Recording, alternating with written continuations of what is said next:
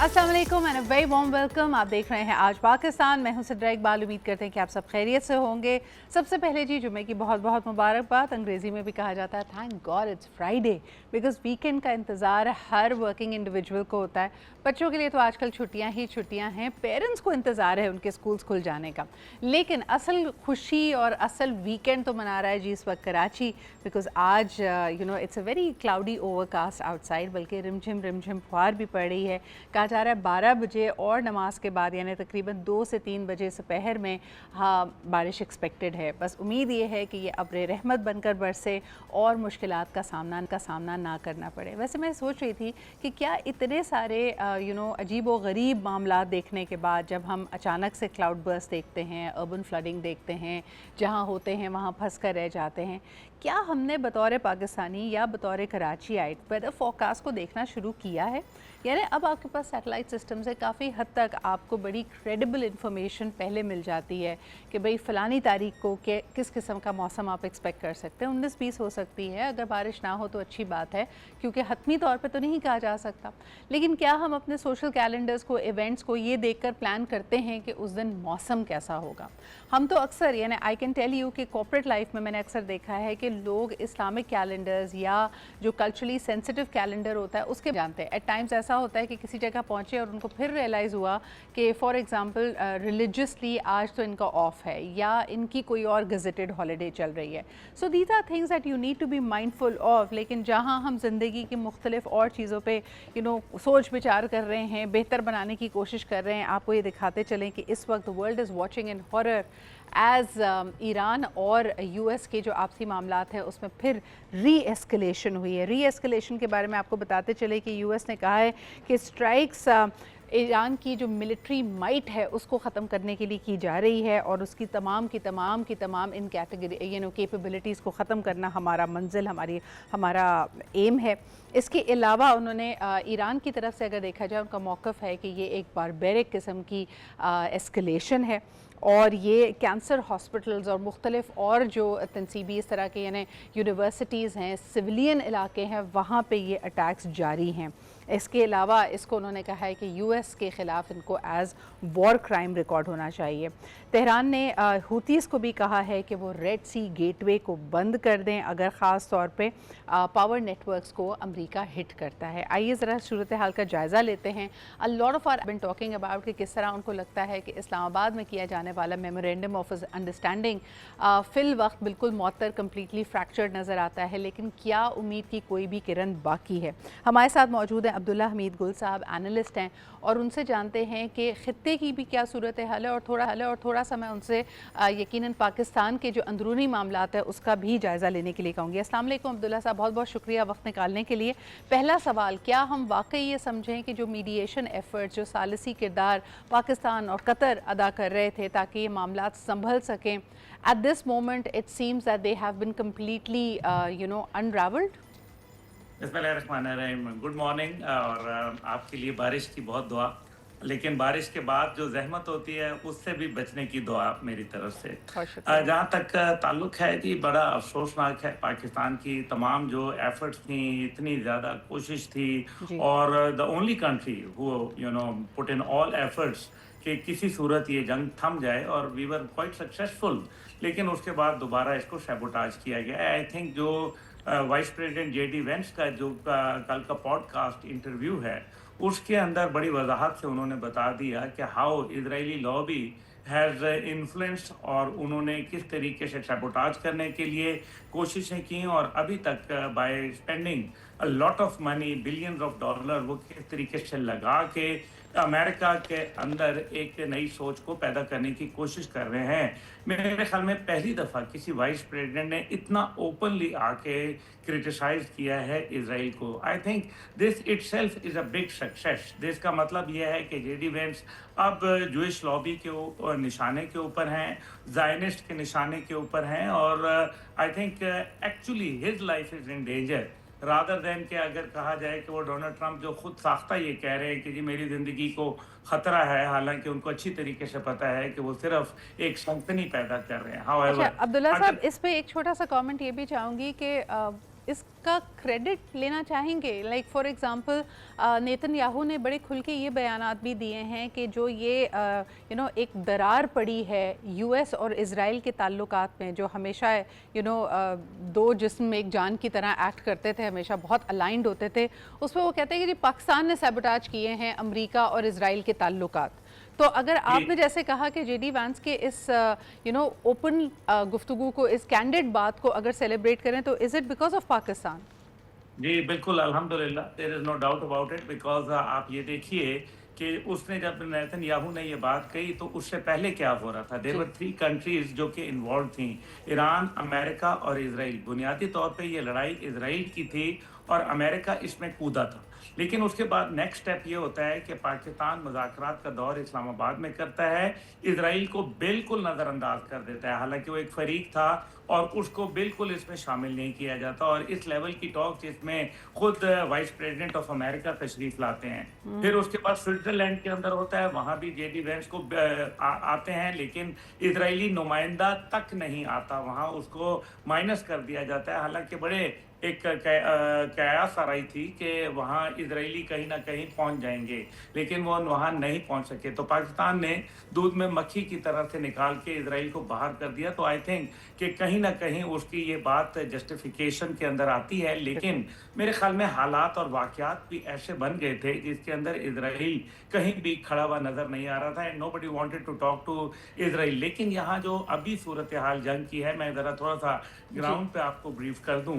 देखिए, ये एक स्ट्रेटेजिक पॉज था और टाइम बाय करने की एक तरीका कहा था जो कि अमेरिका वहां कर रहा था, और उनकी ये कोशिश थी कि अपने अवाम के अंदर ये तासुर पैदा कर दें कि असल में ये जंग खत्म नहीं हुई, neither we surrendered nor we lost, बल्कि ये जंग एक प्रोसेस है जो जारी और सारी है। और यही वजह है कि उन्होंने दोबारा से तमाम जो बुनियादी मामलात थे एमओयू के 14 पॉइंट्स, उसको वायलेट भी किया, एक ऑल्टरनेट रूट निकालने की कोशिश की जो कि ईरान ने उस पर रिजिस्ट किया, और रह रहते जो हुआ वो सबके सामने है। लेकिन अब जिस तरीके से उन्होंने इंफ्रास्ट्रक्चर, सिविलियन इंफ्रास्ट्रक्चर को निशाना बनाना शुरू किया, जिसका आप जिक्र फरमा रही थी, तो वो अब मेरे ख्याल में it's a clear cut violation जिसके ऊपर Iran. Can I ask you one question on this? Abdullah साहब, I want to bring this conversation closer to home. खित्ते में तो बदलती हुई सूरत हाल है, वो हम सब के सामने मुख्तलिफ उस पर एनालिसिस आ रही हैं।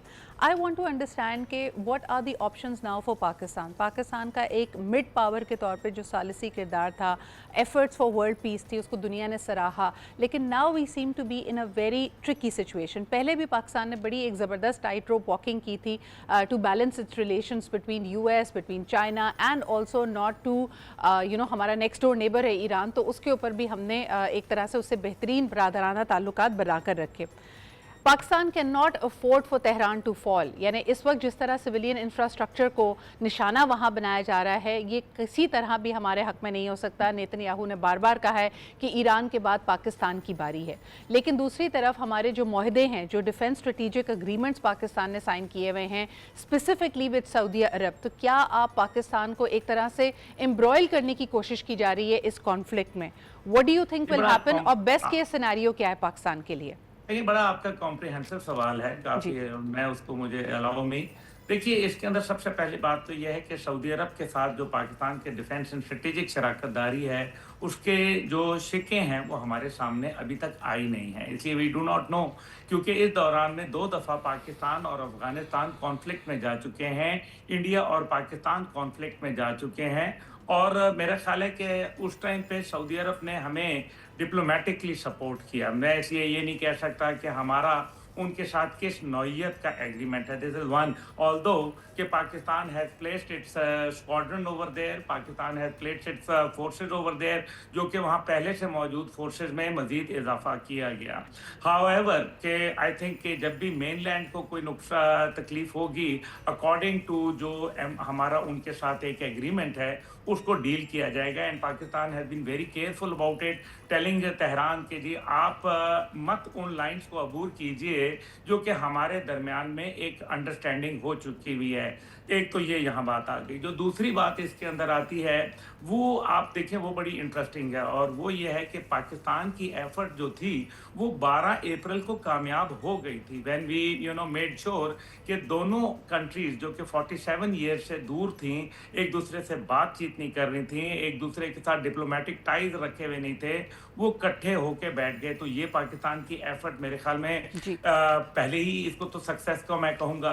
फिर स्विट्जरलैंड में जो हुआ वो भी पाकिस्तान की सक्सेस थी। और ये याद रखिए कि जब भी ये जंग खत्म होगी, जब भी ये दरमियान में एस्केलेशन डी एस्केलेशन की तरफ जाएगी, तो तब पाकिस्तान का जो बुनियादी इस्लामाबाद एकॉर्ड है वही नाफिजुल अमल होगा। क्योंकि अब्दुल्ला साहब एक आखिरी छोटा सा सवाल, मेरे पास वक्त महदूद होता है, मुझे ये बताइए कि वाइल वी आर कॉन्टम्पलेटिंग कि हम लार्जर रीजनल कॉन्फ्लिक्ट में हम डायरेक्टली इन्वॉल्व ना हो जाएं, we don't get embroiled in this conflict, I feel pressures on Pakistan have been strategically escalating. अब हम 5G वॉर में के ज़माने में रहते हैं तो हमारे पास ऑलरेडी कंसर्न सामने आ रही हैं कि पाकिस्तान का, क्योंकि ये दोबारा supply chain straight of Hormuz और ये एस्केलेशन हुई है, हमारा फ्यूल सप्लाई बढ़ गया है, पेट्रोल कवर सिर्फ 14 दिन का रह चुका है, दूसरी तरफ बलूचिस्तान में जो सूरत हाल है वो भी आपके सामने है। तो ऐसा लग रहा है कि पाकिस्तान पे मज़ीद प्रेशर बढ़ाया जा रहा है और इसमें यकीनन हमारे जो दूसरी तरफ ईस्टर्न बॉर्डर पे जो हमारा नेबर है उसके भी कुछ ना कुछ उसकी भी इनपुट होगी, because they are strategically very close to Israel. What do you say? You have hit the nail. देखिए इजराइल बाकायदा बलूचिस्तान में उसका फुटप्रिंट मिलता है, इजराइल का फुटप्रिंट बाकायदा आपको मिलता है अफगानिस्तान में, जहां उनके हीरोप ड्रोन्स बाकायदा रीअसेंबल किए जा रहे हैं इंडिया की जानिब से। तो ये पाकिस्तान को एक टेररिज्म वॉर के अंदर फंसाया गया। उसके बाद ईरान के ऊपर हमला किया गया, दे मेड श्योर कि पाकिस्तान को पहले न्यूट्रलाइज किया जाए। और पाकिस्तान लार्जर कॉन्फ्लिक्ट में इसलिए नहीं आना चाहता, जैसे नेतन्याहू ने बकायदा बताया हुआ है कि Pakistan is going to be the next target. और इसी तरह से तुर्की ने खुद हाकान फिदान जो उनके फॉरेन मिनिस्टर हैं वो वादे कह चुके हैं कि पाकिस्तान से पहले तुर्की जो है वो टारगेट है। और यही वजह है कि पाकिस्तान के फील्ड मार्शल का 2 रोज़ा तुर्की का दौरा हुआ था, जिसके अंदर स्ट्रेटेजिक नौयत के मुख्तलिफ मामलात के ऊपर और ईरान सिचुएशन के ऊपर मेरे ख्याल में बड़ी एक सैर हासिल गुफ्तगू की गई है। And I think we should be quite optimistic कि अब सूरत हाल। पॉलिटिकल लीडरशिप से आपकी क्या तवक्कुआत हैं, क्योंकि Gilgit Baltistan, Azad Jammu and Kashmir and Balochistan, I think मामलात को संभालने के लिए पॉलिटिकल लीडरशिप का एक बड़ा अहम किरदार होगा इन तमाम चीज़ों में। Political leadership I am sorry to say, लेकिन बड़े डिसअपॉइंटिंग है उनका। बलूचिस्तान में पॉलिटिकल लीडरशिप नजर नहीं आती, जिसका 276 कोर कमांडर्स कॉन्फ्रेंस के अंदर वजाहत से कहा गया था कि गवर्नेंस इश्यूज जो हैं उनको रिजॉल्व करना जरूरी है। फिर इसी तरीके से इंफ्रास्ट्रक्चर्स बनाने जरूरी हैं। फिर जो कहा गया था कि जो मुख्तलिफ डिपार्टमेंट्स हैं उनकी कैपेसिटी को इंक्रीज करना जरूरी है। ये काम पॉलिटिकल लीडरशिप का है, चाहे वो जीबी है। जीबी में आप अंदाजा करें कि 22 घंटे बिजली नहीं आ रही। मैं अभी 2 दिन पहले वहां से आया हूँ, लोग रो रहे हैं, हालांकि बिलियंस का वहां कारोबार हो रहा है। फिर इसी तरीके से कश्मीर है आपके सामने, इस टाइम पे 1.25 महीना हो गया आइसोलेशन, बल्कि 1.5 महीना हो गया, वहाँ कंप्लीट लोग जो है वो बैठे हुए हैं बिल्कुल स्टैंडर्ड पोजीशन के अंदर। और अगर आप सिंध के अंदर देखें तो एक दफ़ा दहशतगर्दी ने सिंध का रुख इख्तियार कर लिया है। और अनफॉर्चुनेटली या फॉर्चुनेटली यहाँ पीपल्स पार्टी की गवर्नमेंट मौजूद है। I think they should they need to really step up the game. You are absolutely right. Abdullah साहब बहुत बहुत शुक्रिया। हम अक्सर ये बात करते हैं कि पाकिस्तान का एक बड़े कलीदी किरदार है एज अ मिड पावर, ताकि ये चीज़ें डी एस्केलेशन की तरफ जाएं, लेकिन we also need to put our house in order. अगर हम देखते हैं कि पाकिस्तान की मिलिट्री और पॉलिटिकल आला लीडरशिप अगर मुल्क से बाहर है, again the whole essence of the 18th amendment was कि आपके पास लीडर्स के ऐसे कैडर्स मौजूद हों जो आपके लोकल जो इंटरनल मामलात हैं उनको संभाल सके। इस वक्त एक लीडरशिप गैप, एक डेफिसिट नज़र आ रहा है। आवाम के साथ एक आपको ट्रस्ट गैप भी नज़र आएगा। एक छोटा सा ब्रेक लेते हैं। We are going to be back with more stories, but we really need to put our house in order because इस वक्त ये कहना गलत नहीं होगा कि पाकिस्तान हर तरफ से दुश्मनों में घिरा हुआ है। एक छोटा सा ब्रेक लेते हैं and we'll be right back.